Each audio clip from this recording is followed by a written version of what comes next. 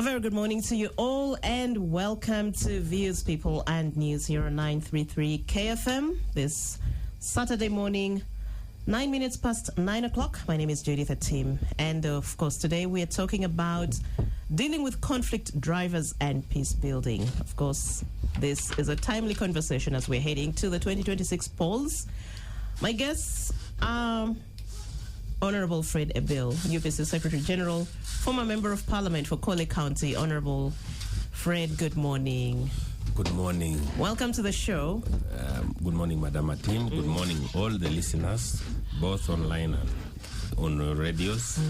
Good morning to my Congress people who are all listening and the people of Uganda and all over the world. Thank you. Thank you.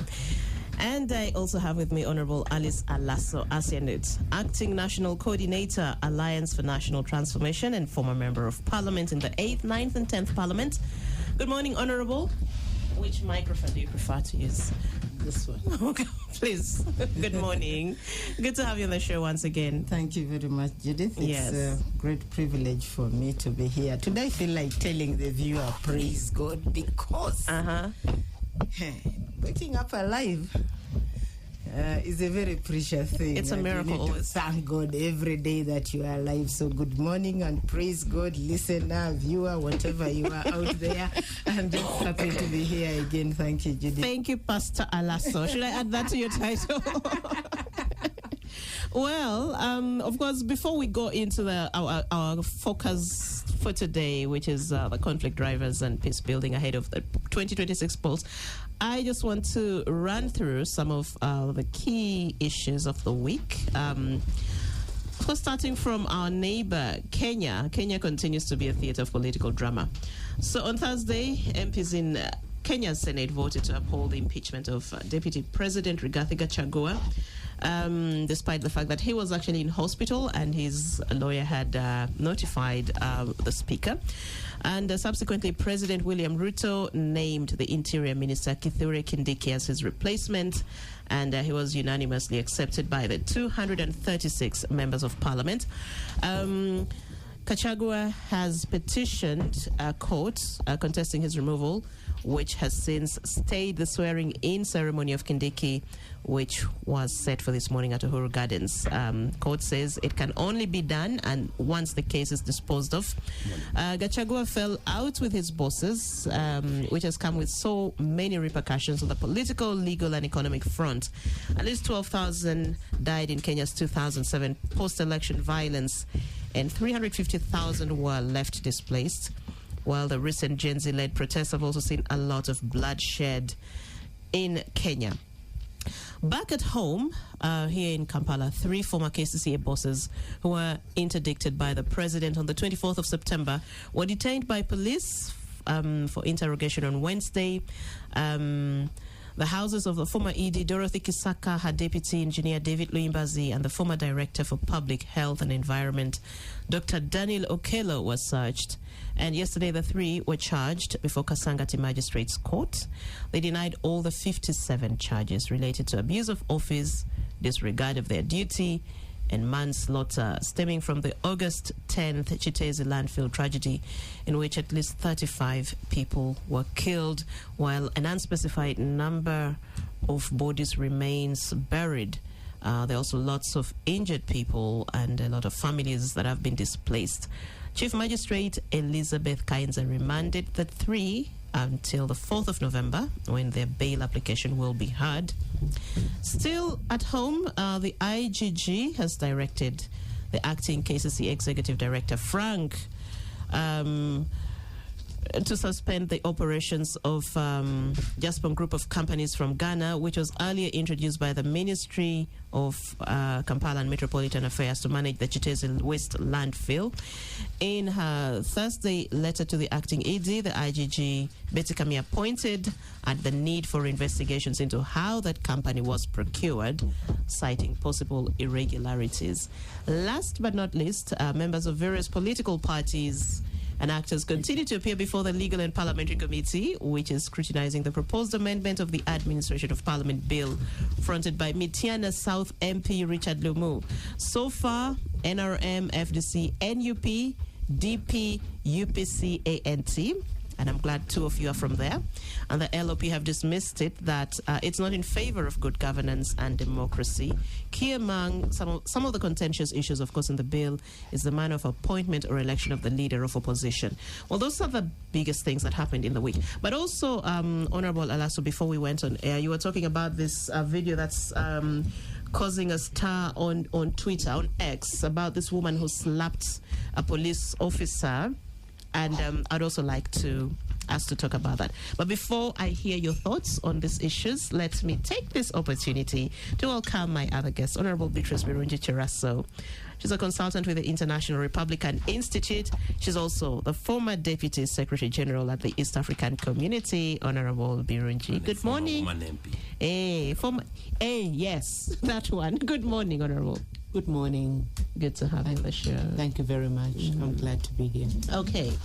So let us start by hearing your thoughts about just the highlights that I just shared. Let me go with you. Thank you. First of all, the situation in Kenya, the impeachment of the vice president. For me, houses, parliament or assemblies have their powers, and if they're able to exercise it, they're able to exercise it. What is dangerous is if they misuse that power. But the real thing for me that is really worrying, because whatever happens now, the president has already named another vice president. What is worrying for me in the Kenya trajectory is the proposed constitutional reforms. Kenyans are asking, there's a draft of reforms that are being proposed, that they extend the term of parliament for 7 years, they extend the term of the president for 7 years, or they do what. Kenya is making proposals that are shifting Kenya towards the Ugandan situation. And I can tell you, and I want to tell any Kenyan, whoever may be listening, that this one is trouble in the making. They would rather maintain the term and the parliamentary limits the way they are. Those reforms, if they tamper with their constitution now, they are headed for trouble. And then I've also been watching these things in court, Dorothy Kisaka and her team, and I looked at some of them as the media flashed the charges against them. I kind of felt a degree of pity. I felt very bad when Kitese happened, and I also felt sad that it looks like the attention on what really happened in Kitese is being diverted to some technocrats who may not have had the resources or the abilities to even stop the Kitese disaster. I do not know. I was just thinking, and I believe whatever happens now, well, they are undergoing prosecution. That is okay, but whatever happens, I doubt that prosecuting Dorothy and hers too will deal with the political and the structural challenges that hinder the delivery of social services in KCCA. You can get rid of Jennifer Mususi, get rid of Kisaka, and I'm praying for Frank Rusa that he will get out when his hands are not burnt. But as long as KCCA is a mix of those political structures, you have a KCC authority. Then you have ministers over it. Then you have a presidency over it. Then you have technocrats in it. Who exactly the decision-making processes in KCCA, the financing processes in KCCA, and the responsibility? Where does the buck stop? So it is easier to deal with these technocrats. Why didn't they deal with the minister, for instance? Why has no minister stepped down? Why has nobody resigned? Why has nobody been rebuked even in public interest? I believe that this will not help, but let these ones be prosecuted for whatever their degree of responsibility is. And then lastly, this woman who slapped a policeman has really upset me this morning. She has really, really upset me this morning, and I believe that the whole country is quite unhappy with this. And we are grateful to that policeman. First of all, he conducted himself like a truly trained person. I think if he had jumped into her, he would have mauled her to pieces. But he decided just to, step back. And my thinking is that let everything be done to ensure that this woman, whatever her status is, this person here, be properly prosecuted and held responsible for undermining authority. How do you even slap a policeman who's putting on uniform? The man, I felt slapped because that uniform represents even me. I also felt slapped. But I am not happy with the Ugandans who are trying to tribalize this thing and also feminize it. When one woman makes a mistake, you don't go saying, hey, these women these days. No, I was not there. I'm also a woman. I didn't give her permission to represent me in her behavior. So that person, that woman, should be held individually responsible for her behavior. Also the tribal and sentiment, then the tribal thing or whatever. No, we are already hurting. We are hurting as a community. Let's try not to generalize the bad things individuals do. Let's work on them as individuals. That's my take on this matter. Thank you, Honorable Lasso. Yes, Honorable Fred Bill, Yes, your thoughts on these issues? Yeah, the Kenyan situation is worrying. One, because they are our neighbors, and we know very well that we use the Kenyan port of Mombasa still, much as we use Dar also, Dar es Salaam. But what is so touching is that we are still in the community, East African community. So we feel whatever happens to our neighbors who are members of the community affects us directly. So clearly, the situation in Kenya is not very clear at the moment, because as we know very well, there was a process of impeachment that happened to the deputy president, Gachagua. And as the process started, there were court cases even.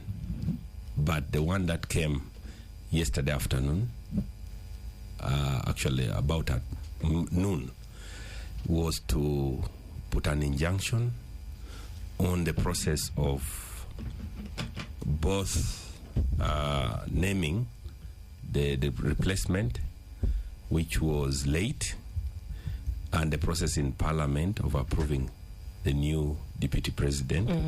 It came late, but as you know, an injunction as it came, it also affected the swearing in. That's why he has not been sworn in. So it was affecting also the swearing in. So there is a bit of dreadlock there. As you know, that there's actually the process cannot continue now.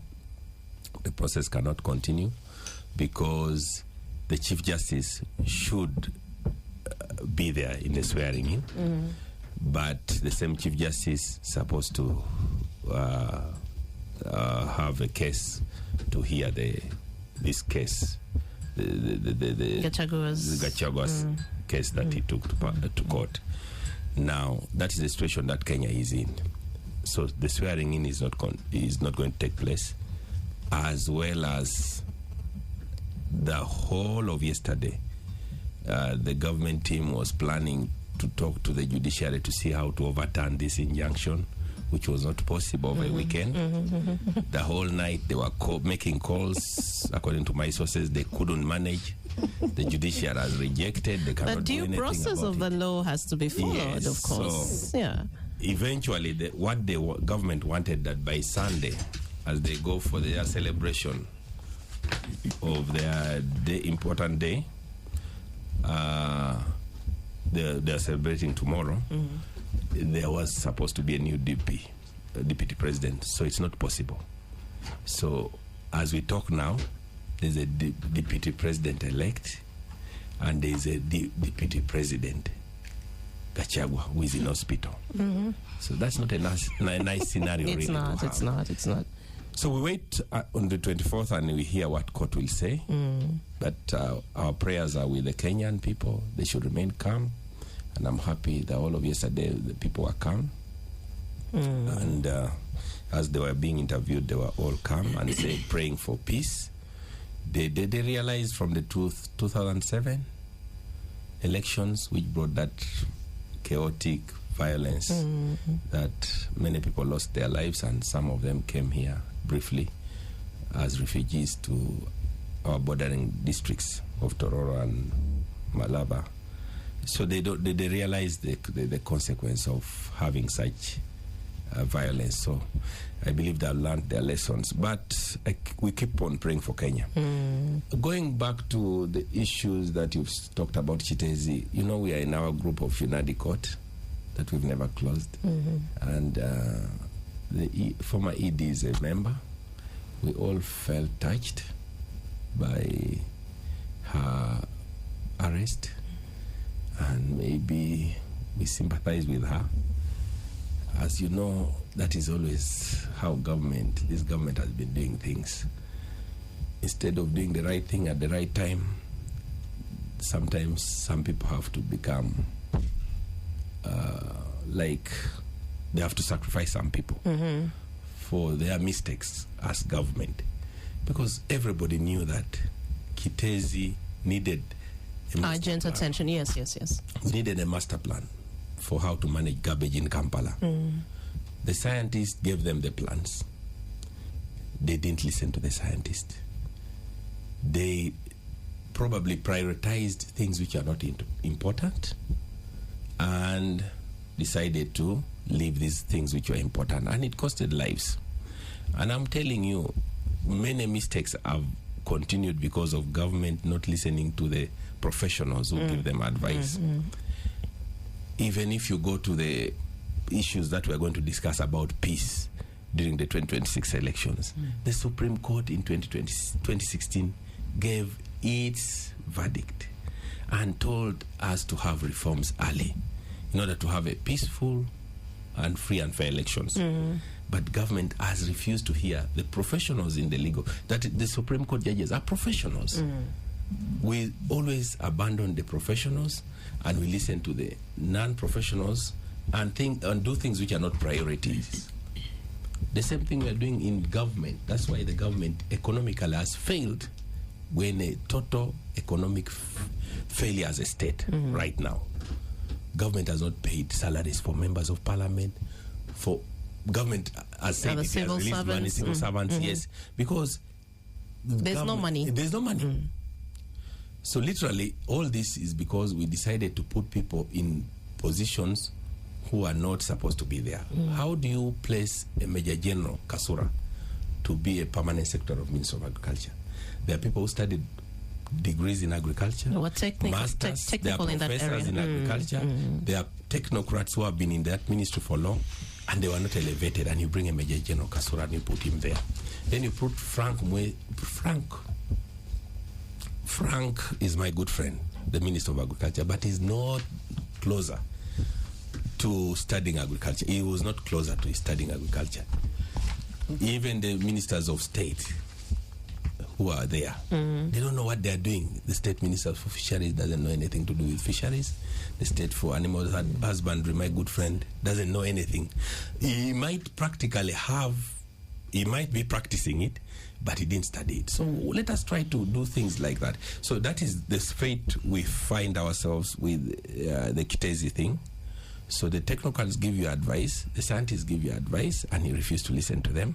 Then you decide to do what you think is right for the country. That's not how they run a country.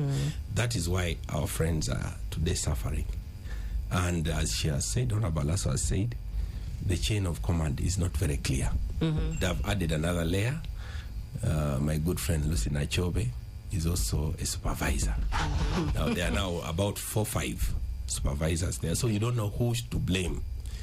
So all these are problems that we're going to face in this country if we don't readjust our mindset on how we should run our government professionally. So I think 2026, as we discuss about peace, as we're going to discuss about it, we should look at what will enable us as a country have these peaceful elections. We should do the right things. Listen to the Supreme Court judges and pass the reforms they have asked us to pass before even thinking about having a peaceful elections. And I would sympathize with the policeman also, like my honorable colleague has said, who was slapped. I respect women are our mothers, and I think the man showed he was a man and by not touching the woman, because he saw her as a mother, as his own sister, and he respected her. I believe she didn't do it as a woman. She didn't do it as coming from her tribe. She did it because she has individual weaknesses for which she should be held accountable. Probably diverting her anger that she had from home or somewhere on the man. I think that was wrong. She should really, she shouldn't have done that. It's really shameful, and we pray for justice for the police officer. Police officers. Thank you. For the police officer. Thank you. Honorable Chiraso, your thoughts? Yes. Thank you very much, Judith. And I'd like to thank my colleagues for the comments they have given on the different subjects. I do associate myself with most of them. On the Kenya situation, I look at a bigger picture on democracy on this continent and how down it is going. It's on a downward slope, unfortunately. I also, as Honorable Bill was talking about the East African community, remembered that when I was a Deputy Secretary General there, in charge of political affairs, and I was meant to fast track the process towards having a political federation. So one of the key issues I looked at was our governance credentials in the region.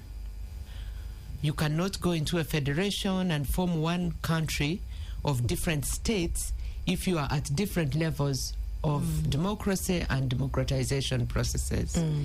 If you subscribe to different regimes, if I may call it that. So I did not attempt. I did come up with a protocol on good governance where we were aiming at harmonizing certain things, our judicial systems, our electoral processes and practices, our rule of law and access to justice, accountability, corruption issues. We tried to have something standard to which East Africa or East African states could subscribe to before you even climb to move a step towards having one country. Consultations were carried out, members of the different partner states participated, but at the time of passing, because all these protocols, they go up to the level of the heads of state, the summit. When we reached at that level, I started sensing some resistance. We had to go back to tone down on a few provisions because some of them needed us to go back to our constitutions and refine them. I'll not give examples, Judith and colleagues, but I think you do understand. Now, what is happening in Kenya, I will not isolate it as a Kenya issue, because Kenya, comparatively with us, has had a solid democracy. It has been solid because there has been peaceful, quote-unquote, transfer of power. There could be skirmishes of clashes here and there. We know the time when there was electoral violence. That time I was a Deputy Secretary General. I was actually in Kenya observing elections. I had to evacuate my team, but then stay behind to observe some of the things that were going on. Prior to that, I don't know whether you remember that there's a president who was sworn in at night on a candle. Yes. Yeah, so therefore, things started. There has been a signal that something is starting to go wrong. But when an economy and this is where now the economy comes in, where an economy is solid and it has got kingpins, somehow they try to hold things together. It's true. So they go on and on. The skirmishes are being ignored. Things are being rolled under the table as if they have not happened. Negotiations take place between individuals, and then they move on as if everything is okay. Then election come, another cycle of elections comes, and some of these things brew up again. Kenya, however, right now is a very good example of the greed of we leaders. Greed for power, but then using and disadvantaging our citizens. Yeah. And I'll not go into the details of the Deputy President, Honorable B and Honorable Lasso brought it out very well. We all know what is going on. But me, I don't want to look at it in isolation of what is going on in the region and on the continent. We need to go back to the drawing board as Africa. Actually, I put this challenge to the African Union because it has got offices and commissions and structures that look at the issues of governance.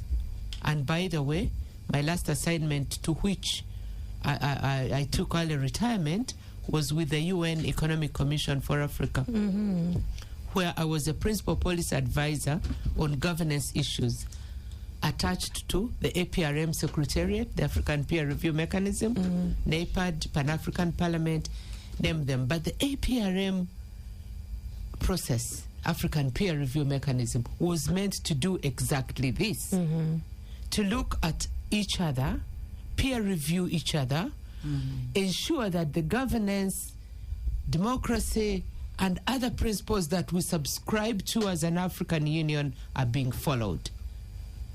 I got frustrated because continuously the APRM reports now became reports of governments, which governments say, no, don't put this one in, put this one. So all the reports are so nice, they are so flowery. It's fictitious. And it doesn't reflect the realities in the individual countries. Yeah. Exactly. Yeah. So, yeah, I'm looking at Kenya and what is happening there with one eye closed because it can happen anywhere.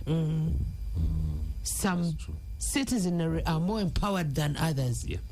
Some of them are more aware than others. They are civically active. So the designs are different, but the problems are the same. Yeah. Thank you. Stephen is signaling to me that it's time for us to take a break, and then let's come back and then we take your thoughts some more on the actual focus for this conversation. This is VPN. We'll be back. Welcome back from the break. This is still VPN, 18 minutes to 10 o'clock. Thank you very much for still being with us here. And if you're listening in, you can as well listen and watch this conversation live. We are on video. Just log on to www.kfm.co.ug. Now, at this time, we're moving to our conversation, the 2026 polls dealing with conflict drivers and peace building. And let's hear from Honorable Beatrice Chirasu. Well, Honorable is also a former woman MP for Kabarole District, and you were elected unopposed in 1996? Yes, I was a little girl then. Oh, really? Yes. You remember? Yeah. So, good to have you. So, you are taking on this consultancy with the International Republican Institute, and you did this study, the baseline, to identify conflict drivers and dynamics. Could you just take us briefly through your findings, and then that should set the tone for the rest of the conversation? Okay, thank you so much, Judith. Actually, before my consultancy, I'll give a little background that there was another baseline study, and that baseline study is the one that identified conflict drivers in Uganda. It was completed in May, also commissioned by the International Republican Institute and the United States Agency for International Development, USAID. Many people have been saying, why those agencies, why the Americans? For me, I welcome every effort from development partners if they can help us to push us to, to do certain things. So that baseline study made some very interesting findings. They identified the electoral conflict drivers in Uganda. They also identified some conflict stakeholders and actors. What my colleague Honorable Lasso was describing, I did not see the lady slapping a policeman. Oh, she did. But most people do not know that they do or fail to do things which can be conflict drivers. It's amazing. It's not until you engage people, and this is what I benefited so much from these consultations. If you ask people who are the conflict drivers in Uganda, they'll say it is the army, it is the government, it is NRM, it is, you see? Excluding everybody else but the government. But what if you give a statement that is hateful? A statement that is pitting the population against the government in power, a statement that is demeaning certain sections of the population, certain tribes, certain gender. Those are conflict drivers. But in many cases, we do not recognize them. The other issue that was found in this baseline study, and that I have also found out in other studies before this, is that Uganda has got so many unresolved issues. And those unresolved issues, some of them are not even political. They are economic, they are social. Issues of land, issues of settlement, issues of disenfranchisement, economically and otherwise. There are so many issues and some of them are personal issues. I mean, like at family level, where families have clashed over land or something like that. Now, during elections, it's a fertile time. It's a fertile period when everybody is fighting everybody for these issues to come up, manifest as if they are electoral-related conflicts, and then they lead to violence that is not proportional to the contests in the elections.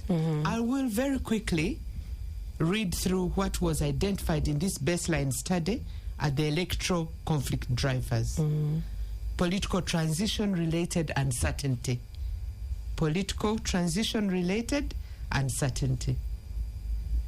Democratic backsliding,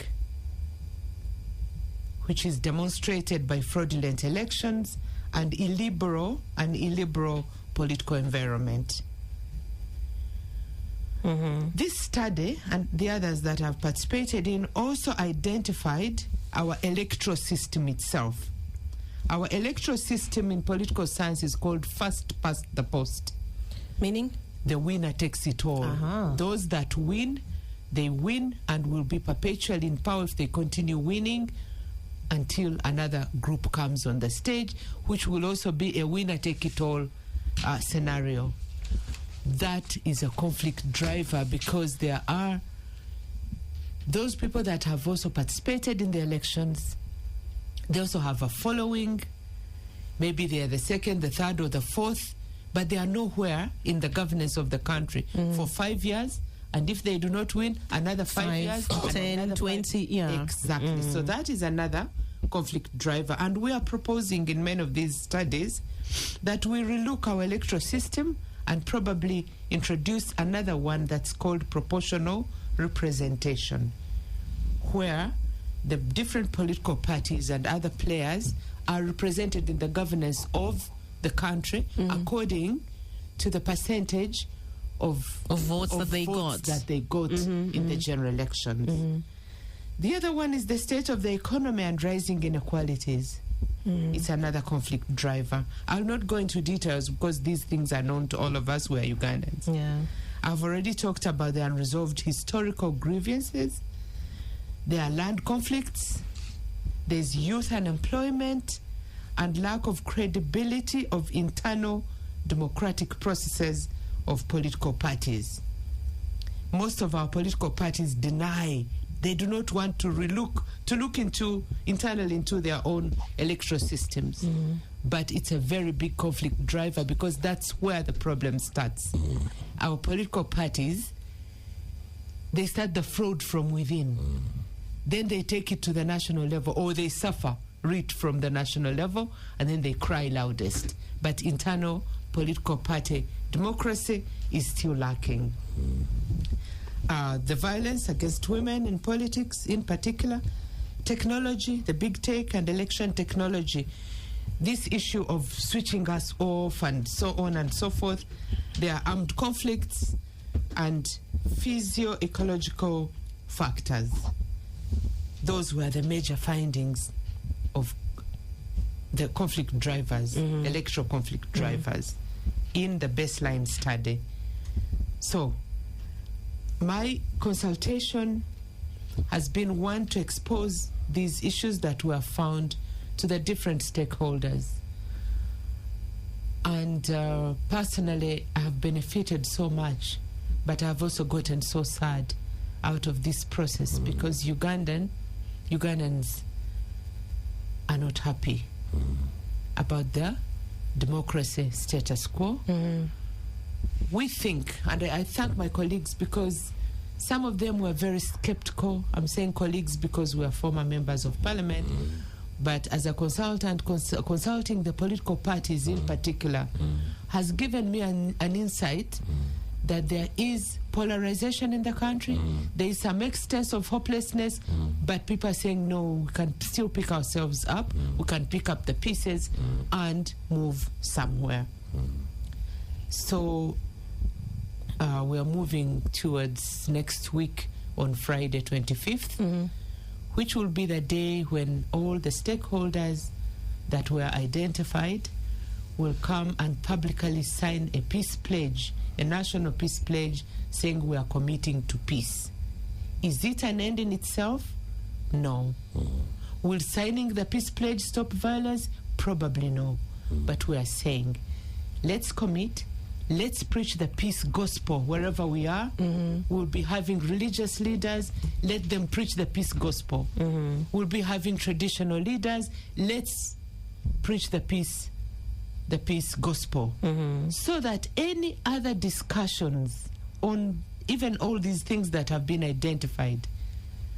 Honorable talked about UNADICOT. UNADICOT is a Ugandan National Dialogue Coordinating Team where we were members. It stopped in 2018. Dialogue. People are dying to have dialogue over these issues. And we are saying, we who are proponents for this peace pledge, we are saying whatever other processes that will follow, we need to have agreed to peace so that they happen in a peaceful environment.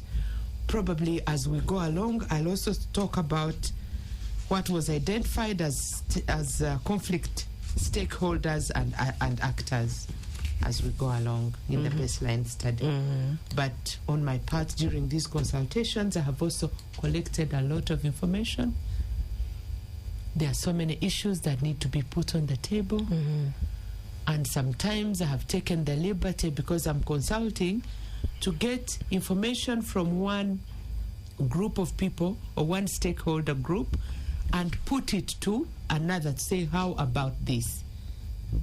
The opportunity I have not yet got is the feedback from this other party to say, they have said ABCD. I'll not go into examples, but it has been a very enriching experience. And I want to believe that these issues, once we put them together, they will help us to move to another level of finding peace in this country, and then refining our systems, refining not only the electoral ones. There are so many other things there that are not elections. Polarization in this country is not about elections. This country has gone tribal more than ever before.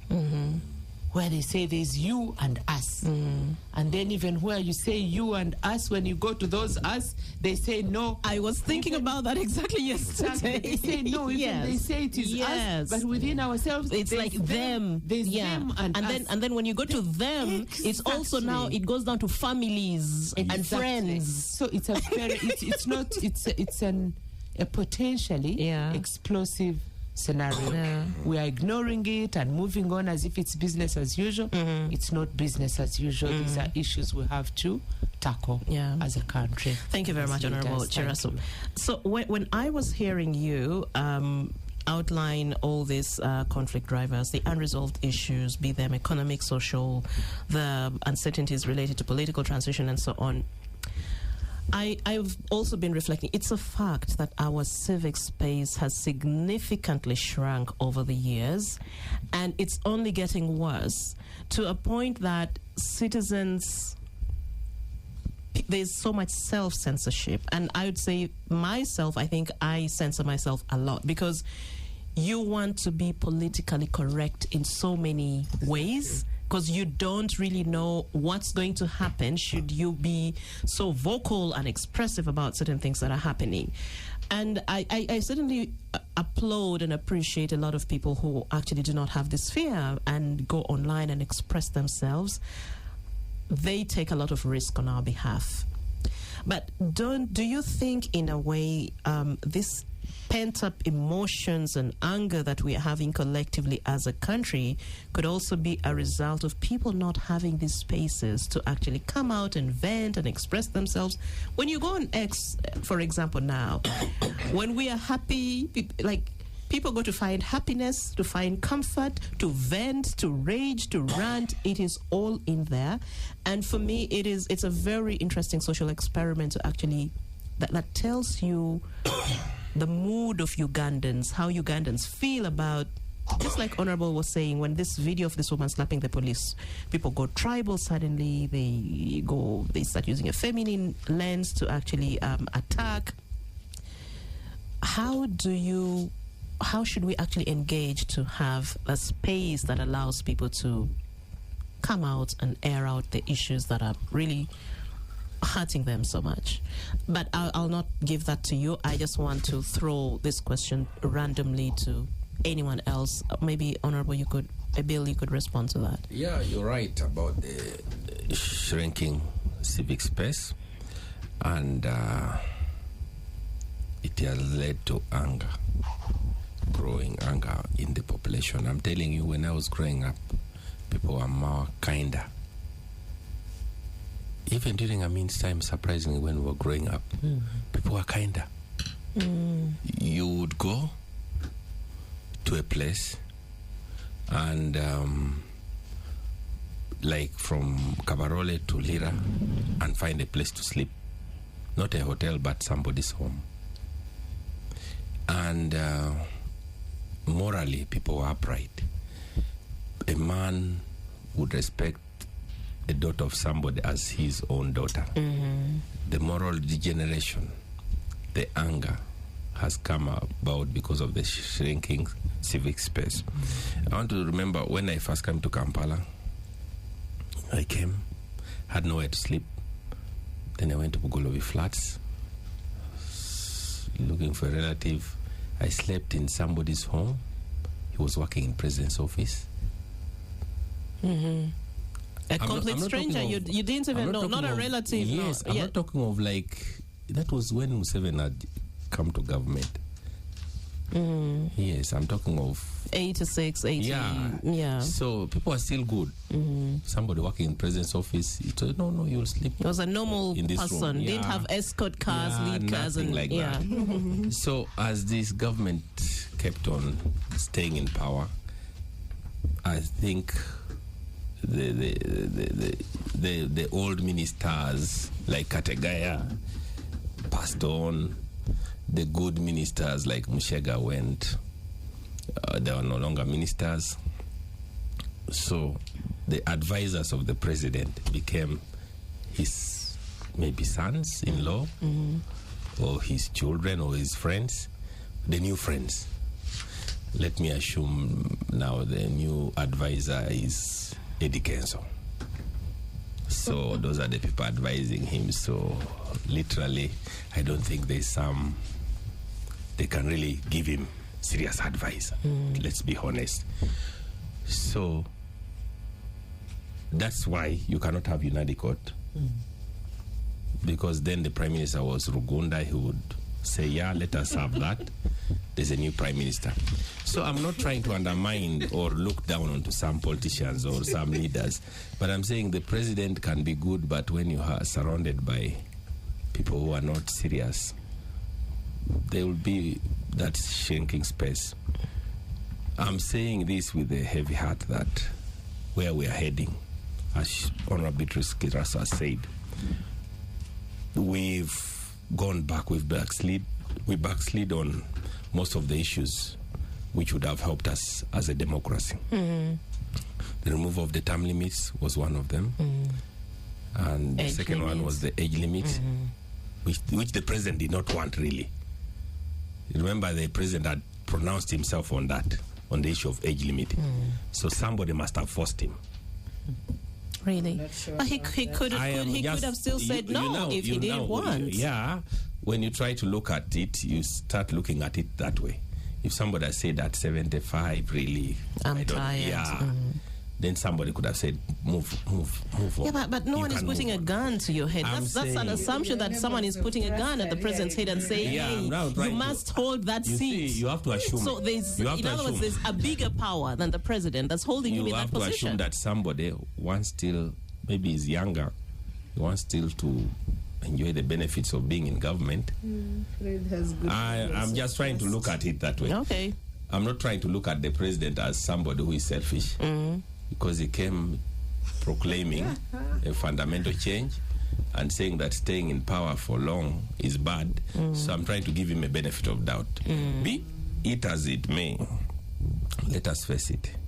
We are faced with a very, very dangerous situation right now.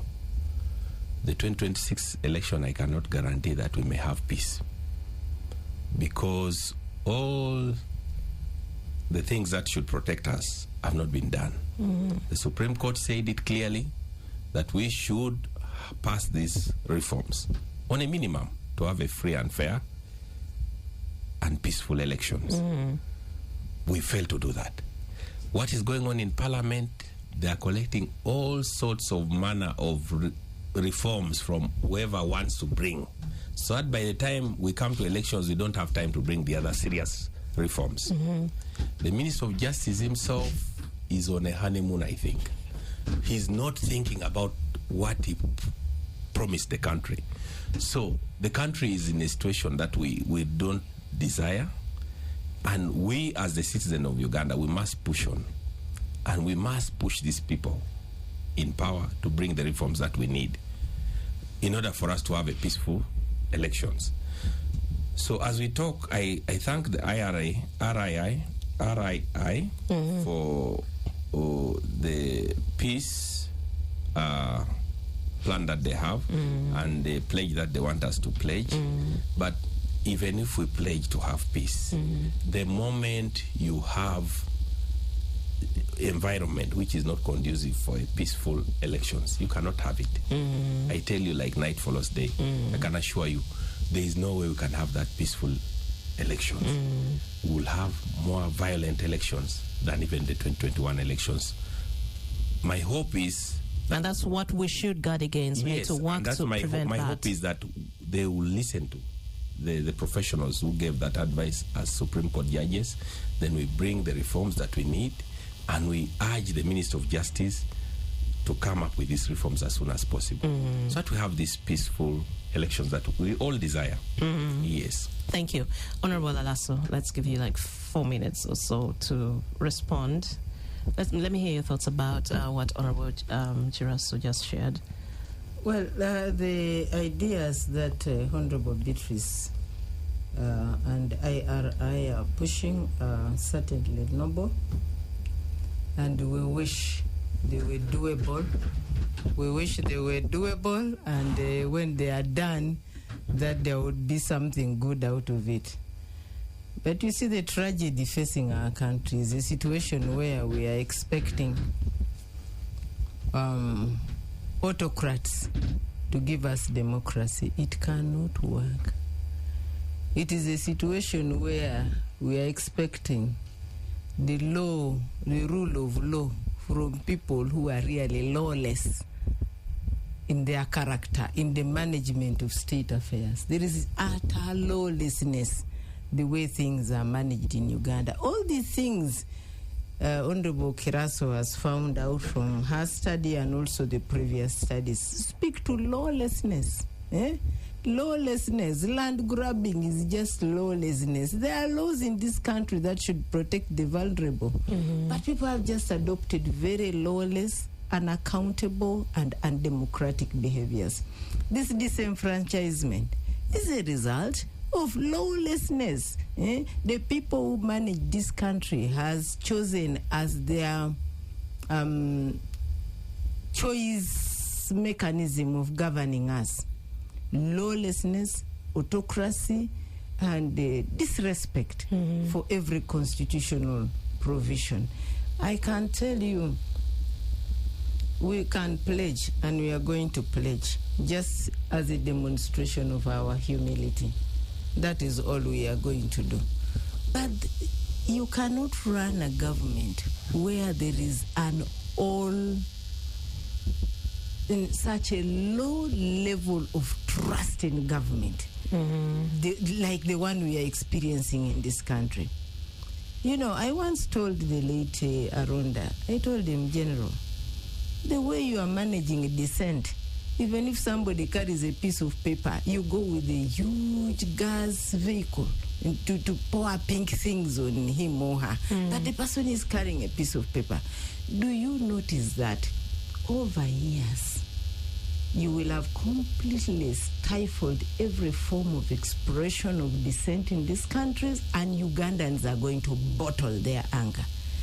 You need to sit on taxis, or you need to hear the sirens pass by and you walk and you hear what Ugandans feel about those of you in power. You think you can stifle dissent, you can do what you do, and Ugandans don't feel bad. And now we hear hate speech. Hate speech in the positive sense that we should not be, propagating hate speech. But also, why do people hate you? You need to examine your behavior. People hate you. You don't fix the roads. A past industrial area here, the hub where money is made in this country, let me tell you, would shun any URA official who comes to collect taxes from me. So we are confronted with the situation where, okay, hate speech. But you're creating a situation where Ugandans don't trust you and they hate everything that you do. So I really do not know what to do in this situation. Honorable Alaso, I'm coming back to you after the break. It's 10:07. This is VPN. We'll be back shortly. I'll tell you. Welcome back from the break. It is still of VPN, and we are talking about the 2026 polls, how to deal with conflict drivers and peace building ahead of the elections. My guests are Honorable Beatrice Birungi Chiraso, former Deputy Secretary General, East African Community, and also former woman member of Parliament for Kabarole District, yes. She's currently a consultant with the International Republican Institute. Honorable Fred Ebil, UPC Secretary General, former MP for Kole County, and Honorable Alice Alaso Asinut, who is the acting national coordinator for the Alliance for National Transformation. She's also a former member of Parliament. We yes, for Serere. Soroti Fazende. I served Soroti more than I served Serere. The 8th and 9th Parliament, then Serere was 10th Parliament. Yes. So 7th and 8th was Serere. Soroti. Then 9th was Serere. Okay. So Honorable Chiraso just took us through this study about conflict drivers and dynamics as we head to the 2026 elections. We've talked about unresolved issues, economic, social, land grabbing. issues related to political transition uncertainty, democratic backsliding, rising inequalities, youth unemployment, and so on. And before we took the break, Honorable Alaso, you were actually talking about the low levels of trust and how the government intentionally uses lawlessness as its approach for governing and engaging citizens, if I'm correct. Yeah. But I want us to talk a little bit about political transition.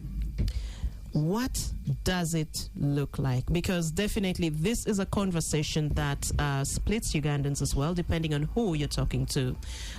You'll find people on one side saying, look, Uganda does not need a transition. We are okay as we're going. Of course, if you are in the system, you would definitely think along those lines. But if you're on the other side, hustling like a normal Ugandan, the reality is it's certainly quite different. And but then there's also the fear of, okay, so what is going to happen when Museveni leaves? I think things will be so bad that maybe we're okay having him because we don't want to descend into anarchy. We don't want to be what we see in other countries like Sudan, for example. It's a scary situation to be there. So, but definitely at some point in time, there will be a transition, whether we like it or not. Whether it's an act of God or it is political in nature, there's going to be that time that Ugandans have to actually have a moment of reckoning and acceptance. But what should it look like? One thing that, again, all Ugandans would want is a peaceful transition. No one wants violence. I think we've had enough bloodshed in the past that no one wants that. So what should it therefore look like? Yes, Honorable Alaso. You had promised me I would yes, please. And we had cut you short, actually. Yes, we went into a break before you had finished. And what I had noted here is that there is a specific focus on the application of lawlessness in electoral management that everybody should pay attention to. Again, it's not about the laws. The laws of this country, if upheld, would help us. But the lawlessness in elections and the amount of small arms out there, we now fear to talk about them. But the guns that were distributed, is it to crime promoters? Crime preventers, those days of preventers, okay. Kaihura, yeah, those ones.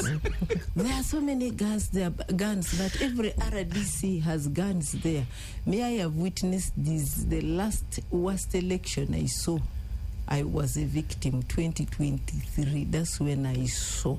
Right. Every RDC came with guns. Every DPC came with guns. People, Ugandans, would just be held hostage online. All of them, 50 or 60 lie down and so on and so forth.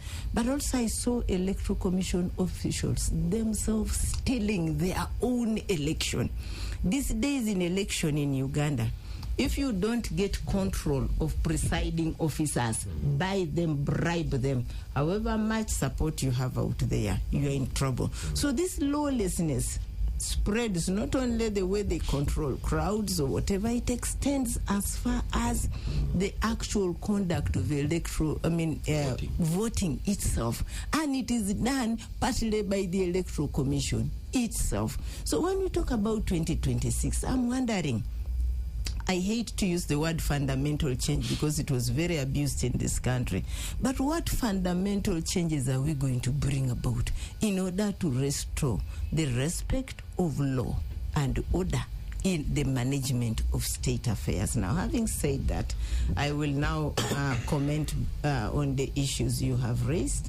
You see, it doesn't matter what we do now. On a scale of 1 to 10, we are doing very little to ensure peaceful transition.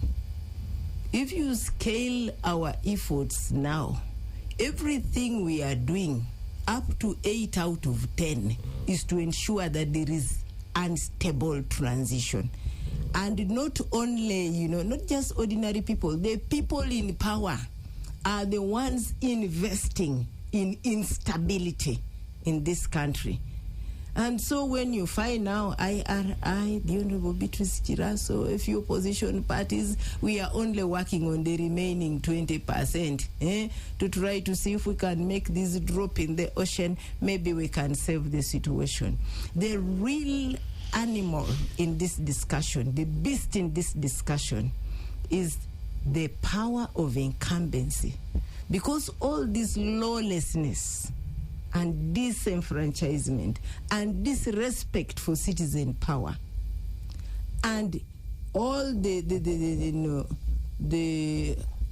things that have happened to take us back on our democratic journey, all of them are being done to sustain incumbency and to sustain the prolonged stay of President Museveni in power. And now we are intimidated. We don't want to talk about it. Even the state capture, where the judges cannot make their independent decisions, where parliament is a beehive of activity of nothing that is really significant to the people of Uganda.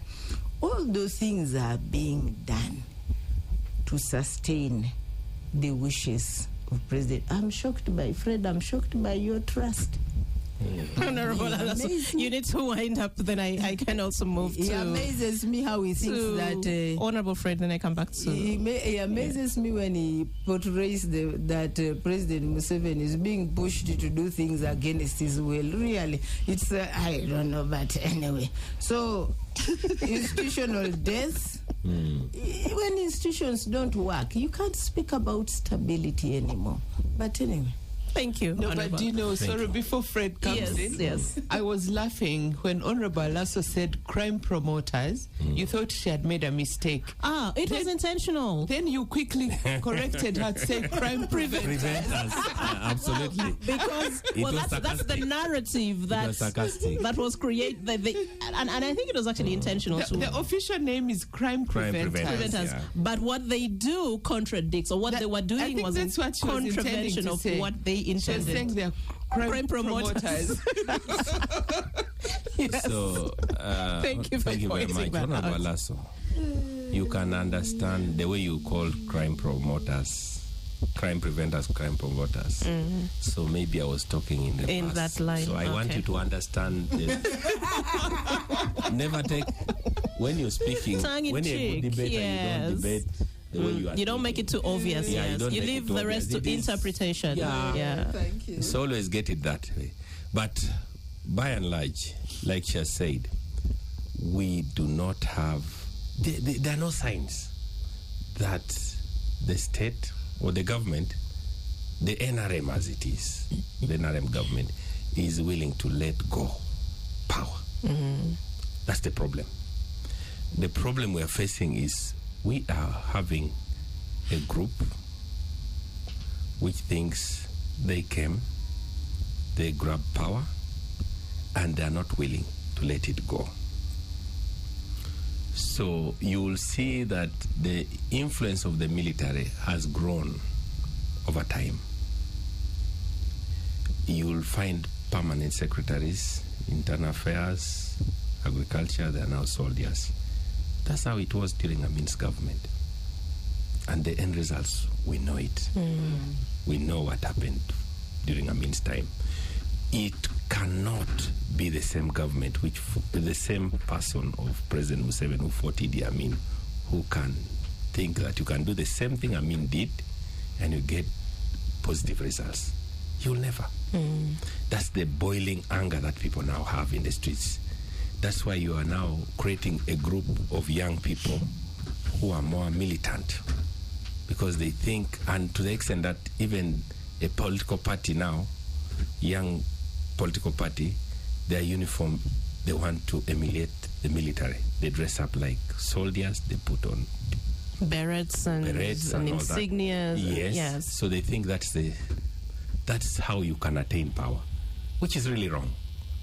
Let's face it, the nation is facing a very dangerous period of time. For us who have studied history, we know that we are bracing for a very dangerous time, much as we want to sign this, and we're going to sign this and pledge to this peace. pledge that Honorable Kiraso and IRI on Friday next week. That's why when she came to visit us in office, I asked her, are you willing to tell President Museveni to commit himself so that we tell him what to do, which is the right thing to do, to demilitarize the space, political space, the social space, the economic space in Uganda, so that we as citizens of Uganda own up our country without being militarized, so that we make it civil. The election should be civil. What Honorable Alaso is saying is true. In the 2 by-elections that UPC defeated NRM, the latest the recent by-election in Oyama and Dokolo, I saw it with my own eyes because I moved the whole night seeing them, the soldiers, thinking that they were fighting for their political party. That is the NRM candidate. Then I confronted them, I asked them, which political party do you belong to? And what did they say? Yes. I confronted them and chased them away. I said, what you're doing is wrong. That's why we managed to defeat these people. At least for those ones, they went away. Yeah, but you have to do more than what you did. That's why you lost Serere, because I knew the forces that you are up to. You face the whole government, the whole state, against innocent civilians who are without arms. They come, they arrest somebody who is going to take money to pay the agents and take food to the agents. They arrest you.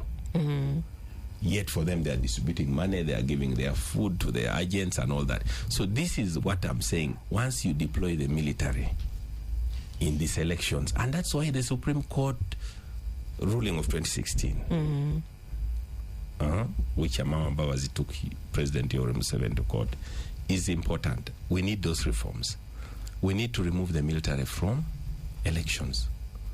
We need to have the fundamental, what I would call foundation stone. For the foundation of this election should be putting the issues that were raised in the Supreme Court ruling in place.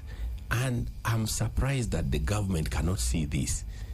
They are talking of us having peaceful elections, but you cannot have peaceful elections when you've not done the necessary reforms. So to me, I cannot say that it's all over until it's over. We need, as a country, to rise up. We need to use our spaces wherever we are, the media here, and move out and tell the government, urge the government to bring these reforms. That's why every time we get opportunity, we tell them, bring these reforms. And you see, they have closed the doors to any dialogue forum. There is no opportunity. Unadi Court was closed. iPod is still as it is. There is no much activity going on because they really want to go for what they know. And the outcome is clear. There's going to be violence. So there is no recourse for having talks pre-elections. There is no activity going on that shows you that there are signs of, it's a football match where when you see the referee is from the other side, you know that the linesman is from the other side. You know it very well that the outcome is going to be predetermined by the referee. So you need some things to be in place as a team and say, no, we cannot go for this election before this. We cannot go for this football match before this is addressed. So we need, as players, to come out. As citizens, it's our right to say, no, we cannot have the kind of violence we had in 2021. Sincerely, in the 21st century, we cannot operate as if we're in the 20th century. Because the president always talks about the 1980 elections. Taking us back to 1980 is taking us back to 20th century. We're in the 21st century, for God's sake. People have read books. We need to focus on now and the future. The issues of now and the future. So let us concentrate on things that will make the 1980 and the 2026 elections better than the 2021 elections. And we know it. So to me, as we come, Honorable Beatrice, on the 25th, I don't know whether you can tell us how far you've moved with what I requested you. Have you got the commitment of the President of the Republic of Uganda? Very interesting. So Yes. thank you, Honorable Fred. Honorable Beatrice, you will respond to that because it's actually similar to what I wanted us to talk about. So what proposals are you putting forward? Are they realistic enough? Can we attain them? What is the end result that you want? But before you answer that, Stephen just shared something small, a journal article, Post-Election Violence in Africa, a comparative case of Kenya and Zimbabwe, very similar to everything that you've been saying. And the author says generally the history of electoral politics in Africa has not been encouraging. It has always been a source of unrestrained resentments, irrational action, and political instability. And he talks about the violence which has erupted from the towns of Nairobi and Harare to the rural areas and how this has exposed tribal sentiments that have long festered in these countries. And it's similar here as well. And it's just as these societies were beginning to enjoy the image of true democracy in their midst, thousands of their countrymen and women were killed and displaced from their villages as gang of militia conducted Operation How Did You Vote? I think that was so I don't know. So Operation How Did You Vote happened in Serere, right? Or you had the equivalent of that in Serere. And we've every time you talk to a politician who has lost in a by-election also, the element of intimidation is that it's a theme that runs across all our electoral positions, from the lower levels to MP and so on and so on. Honorable, well, that was just something small that I wanted to share. So, Honorable Beatrice, I think you could guide us on the way forward. What is this? An earthquake? Isn't that machine? Oh, the guys working on the roads. Yeah, well, it's scary. Gradually, It's bad. That can weaken. The structures of they always do. it's so big. But even if it was an earthquake, me coming from Kisoro. It's not. from Toro, Cabarole, I don't know why Judith wants to I put don't me know. to Why Kisoro. am I putting in Kisoro? I'm in the Midwest of by-election. Uganda. Yes. Going on in Kisoro. Well, My mind is just so much. Yeah, because of that, actually. Yeah. I was actually going to ask if you have many friends from Kisoro. I do, but I come from Toro. Toro, yes. Yeah, and Toro is an earthquake prone area. You're used to this. Yeah, closer so to the I'm used Rift to the Valley. tremors. And when we are building, we do a foundation that is earthquake responsive. But we strengthen so First much of all, the foundation. Ali Salasa, Honorable Ali Salasa, I want to comfort you that it cannot fall. Yeah, but I am just checking which particular vehicle or equipment. No, these are machines. All the heavy earth movers, yeah. Yeah. Yes, Honorable Beatrice, please Thank proceed. you. Thank you, Judith. But also, I didn't know that my sister was such a coward. She needs counseling. I think what she experienced. Because if you have survived those violent attacks, And we are going for more. Not I really. don't want to believe that. I'm telling you. Not really being cowardly, but if a building where you are continues to shake like this, one, you people, where do you know where the fire escape of this building is? Right here. We're very close, and it's none of us even knew that. I would guide you. We would definitely None of us guide you even- if there was need. We are very no. We are on. It's Beatrice. okay, Time. yeah. So, I'll start from where you stopped. Yes.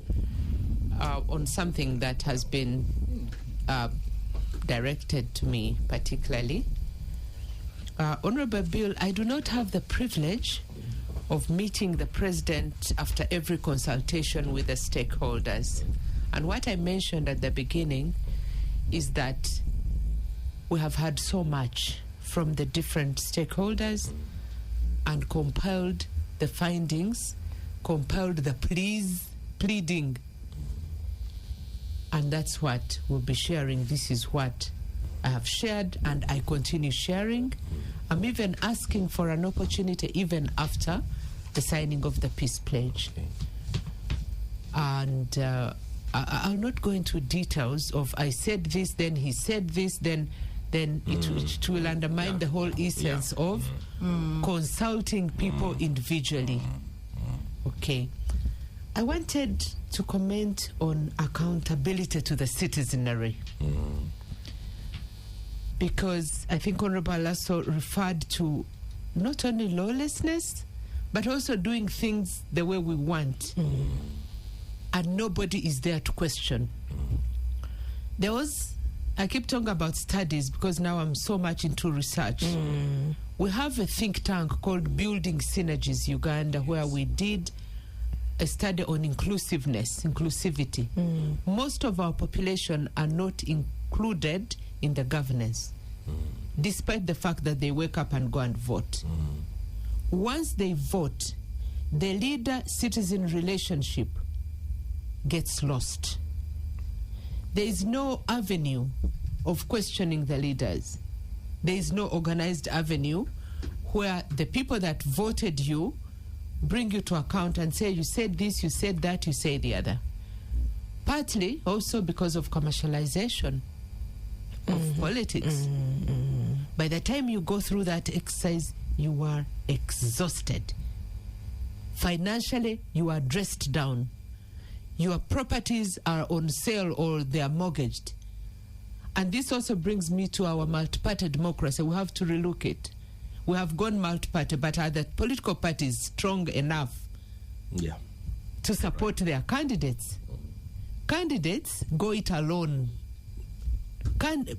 Individuals are stronger than their political parties. Yes. And when you look at what political parties spend on individuals and what individuals spend on themselves to get elected, they are miles and miles apart. Political parties do not mortgage their houses for their candidates to get elected, but individuals do.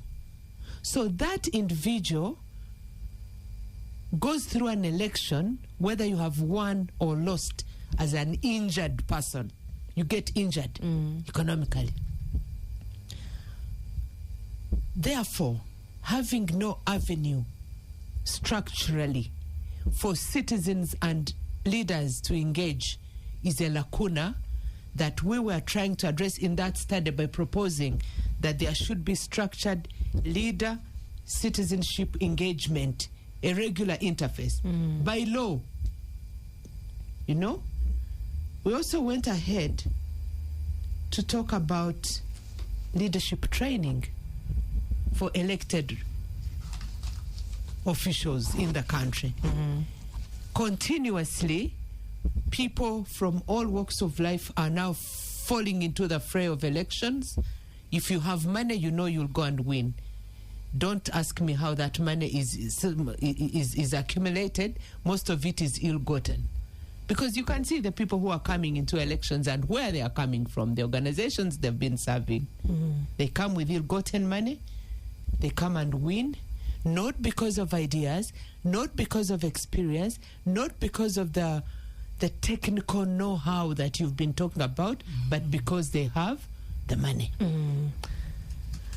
Sorry, I'm trying to mix so many things because everything here was so intriguing for me. So people come in, they are leaders. All of a sudden you have got a whole August house full of those leaders, and they are them, and they have the mandate, and therefore they will elect whoever they want to elect in any position, and majority of them definitely are for the ruling party. So there are so many issues that can be talked about. I hope we'll continue having these dialogues, even post signing the peace pledge, because this is the only way we shall get the citizens to be civically empowered, civic education. What you have shared, my honorable colleagues, Alice and Fred, what percentage of the population of Uganda know those issues and the nitty-gritty of them? How many? Some of this information is a preserve of a few of us, and those that were working with you during the elections, those that participated, those that saw the things that they saw. So for me, I'm not hopeless. I want to be optimistic that however hard we think the situation is, we can start somewhere. Let's commit to have a platform of engagement, to commit to have a way of engaging with the powers that be, and also recognizing the strength and weaknesses of the different sides that we belong to, both internally but also at national level. Yes, there is an issue on transition. And by the way, Judith, when you say transition will happen whether we like it or not, it could be an act of God. That will not be transition. That will be a change. A change which could be very emotive and dangerous if it has not been prepared. It is something prepared, something organized strategically that we want, which will be called a transition. Okay. Any other thing is not a change. All right. And that change could be good or it could go either way. Any direction. So transition is something well thought out, strategic, organized, agreed on, or maybe not agreed on, but good, peaceful. Yeah. Okay. Uganda is not short of laws. We have so many laws. We have so many policies. We have so many. Anything happens, you go to formulate laws. It's the implementation and respect thereof, which is a problem. Where did the rain start beating us? These are the things we need to have different platforms to address. Where did the rain start beating us? Is it too late to remedy? Maybe not. But I think somehow, at one time or another, a remedy will come. Will it be immediate? Maybe not. Will it be in our lifetime? Maybe not. But for us, we cannot sit and fold our hands and say, okay, the situation is bad, it has gone haywire. There's always a remedy somewhere. And the more we talk about this thing in a peaceful way, I think the more other players, however hard their stance is, will also listen. NRM, Fred, will hold on to power. When people get to power, they don't give it. They don't give it out just like that. They have to fight to hold it. But what we are trying to point out is, fine, you are holding on to power, but at what expense to the rest of the development and harmony of the country? Can you hold on to power, but then we coexist and you give us some... can we have competition that's not enmity? Healthy and constructive and progressive, yes. Can we have, and constructive? Can we have an environment where there is fairness, where there is freedom, where there is a leveled playing field and we compete? Can we do that?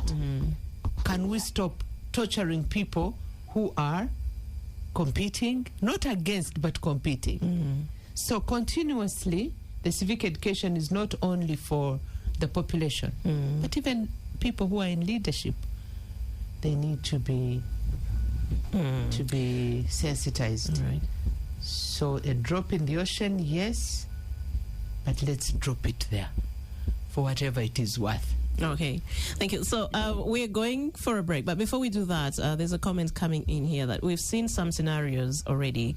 Recently, the police and NUP President Bobi Wine were in an altercation in Bolindo.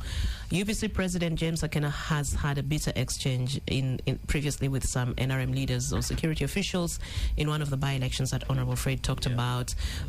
Political parties like DP, NUP, FDC, UPC are now having factions where party leaders are at loggerheads with their colleagues. There is less civic sensitization or engagements about electoral democracy.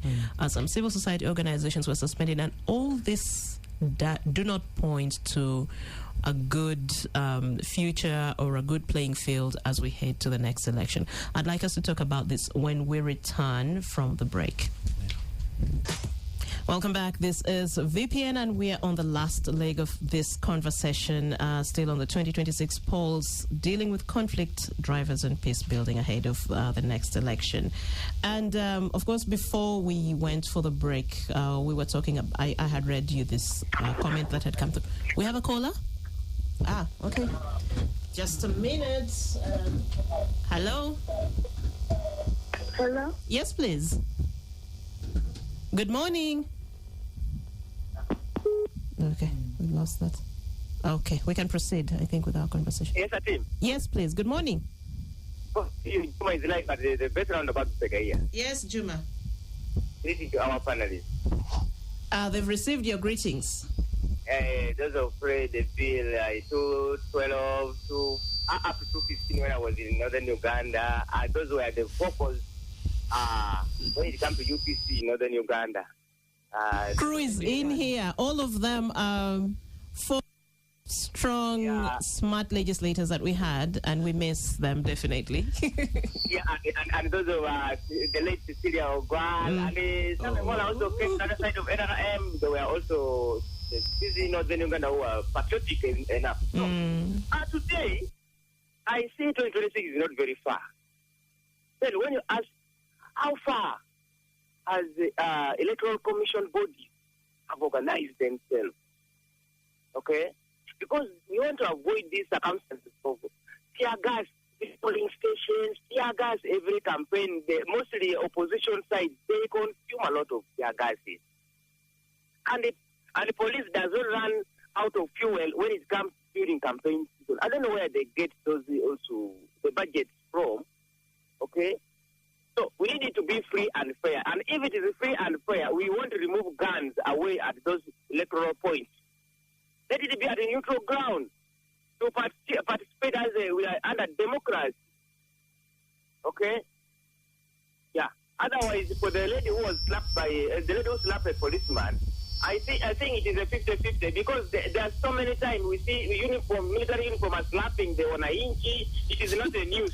And now when the Wananchi slapping them in uniform, it is the news. No. Let us be equal. But Juma, we are moving to a progressive society where no one should actually be a victim or a recipient of violence. I think that's where we need to be moving. And now let the public criticize. The respect have to be both sides. Exactly. That's what I'm talking about. Thank you very much. Let's actually continue with our conversation. Juma he's basically reiterating what we are discussing here. Honorable Beatrice, please. Yeah. We had earlier talked about the lack of a level playing field as we head to the next polls, based on all these happenings that we are seeing today. And also, there's another comment that some key players in the 2016 or 2021 presidential elections and some religious leaders have either decided to take a back seat or they've lost interest in governance affairs. Honorable Chiraso's candidate of Renewed Uganda campaign team, the Lieutenant General retired Henry Tumukunde, DP's Honorable Norbert Mao, and Go Forward's Right Honorable Mama Mbabazi in the 2021. No, as some of those who were talking about Uganda's democratic future, and they're no longer at the fore of this conversation. I think those are some of the comments that are coming through. I don't know how you respond or what you make sense of this. Touch on a few of those. Yeah, in the last elections, I was supporting the Renewed Uganda. Yeah. Renewed Uganda was a political platform. It was not a political party. I have continuously seen what political parties have suffered, and I talked about internal party politics and internal party democracy. So in my mind, I was like, okay, let's try this one also. So we had a political platform with General Tumukunde, and I was the chief of staff for General Tumukunde. For some reason, I think I was lying to myself that probably there could be some acceptability of some of the candidates to say, fine, if it is transition and there is pressure for change, some of these people could be given some, Some listening ear. Or, or when people would buy into some of the ideas. You know, when you pass the ball slowly during. But anyway, that is for the last election. I know Alice is laughing at me because she convinced me so much to go to ANT, and I was like, no, I'll not go for any political party. Let me go with this political movement. But that was then. I would like to couple that with the loss of interest of the population. While the voters register is increasing in number, or so the figures show, the participation of citizens in elections is dropping. And the figures are there. If you look at the voter turnout, continuously at each cycle of elections, the voter turnout as a percentage of the registered voters has been falling. And when it falls, the candidates also increase. It means even the people who go through the elections are representing less and less members of their communities. That is a study, definitely. Some of them as low as 22% of the population that is your electorate, because you divided votes between 10 people, and also the voter turnout was 40%. You see? So it's something that needs not only to be investigated because it has been investigated, but a microscopic eye. Why are people losing interest in participating in the governance of their country? Could it point to what Alaso was saying, the low levels of trust that we have in the system, in the processes, and the outcomes? There's a lot of mistrust, there's a lot of suspicion, there's a lot of resignation as well. We need to reignite the fire so that we have a country where its citizenry is participating in its governance. Having said that, I heard you saying that this was the last segment. Yes, we actually have a few minutes. Just about less than 10 minutes. Yes, I'll have done injustice to this show if I do not talk very, very quickly about conflict stakeholders and actors, which is part of the baseline study. All right. This study identified conflict victims. When conflicts arise, who are the victims? I think it is all of us, the citizens of Uganda. We are all potential victims. Whether you are in active participation or not, you can be a victim of conflict at any time, intended or not. Conflict perpetrators. They are people whose job it is, and most of them are in active politics, others are not, to perpetrate conflict. You sit and plan and do things that you know will bring conflict, will bring skirmishes, will bring violence. There are conflict bystanders. And you've just said something, Judith, to the effect that there are people you think should be more vocal about the injustices, about the unfairness, about this, about that, about the other. They are bystanders. They have the platform, but they are not using it. Others do not even have the platform, but they don't care. They are looking for survival, day-to-day survival. Someone who does not know what his family will feed on this evening and tomorrow, you can't expect them to actually... Exactly. They will not even give you an ear that they are going to be participants in some of these things. Then there are conflict entrepreneurs. People who thrive where there's conflict. Economically thrive where there is conflict and where there is violence. And then there are peace builders. And that will be my final point, that I want all of us to belong to that last category of being peace builders. Whatever little we can contribute, let us contribute it. Thank you. Thank you very much. Stephen is actually showing that we have less than 5 minutes to go, so I think we're just going to close the conversation. So I'll give you each like a minute and a half to conclude. Yeah. Honorable Fred. I want to thank you, Judith. I want to thank KFM and the listeners out there for giving us a listening ear, and also for KFM to invite us here. All I can say, we should keep hope alive. because even during the darkest time of our country, like during Amin's era, I remember it was so dangerous that one time we were in prison's quarters. They were looking for prison officers. One person who knew our father, Sebi, commanding officer, CEO of the OC, the regional prisons of commander of Eastern. He came with soldiers, but it was also as if he was under his gun, under a gunpoint. He came, and we did not know what to do. They asked me, "Where's your father?" I said he has gone for a safari. Then they rushed to the prisons. They rounded up prison officers who were actually unlangi. We just had gunshots. So even during that dark hour, we still kept hope alive. So hope is the only thing that you should always keep. And the only hope I have now is that we can still make it. There's still time for us to have credible elections. All we are urging government to do is to bring the reforms which the Supreme Court pronounced itself on and the Ugandans deserve. And I'm urging Ugandans to register in large numbers. Register in large numbers. I urge all the young people to register for change. If you want to have this change, go out there, get your national IDs, be ready to vote, and vote the candidates that you feel will bring change to your lives. This is what I'm urging Ugandans. Go out there during this time when people are registering. That's the hope I'm giving you. Everything can change. Thank you. Thank you, Honorable Fred. Honorable Alaso.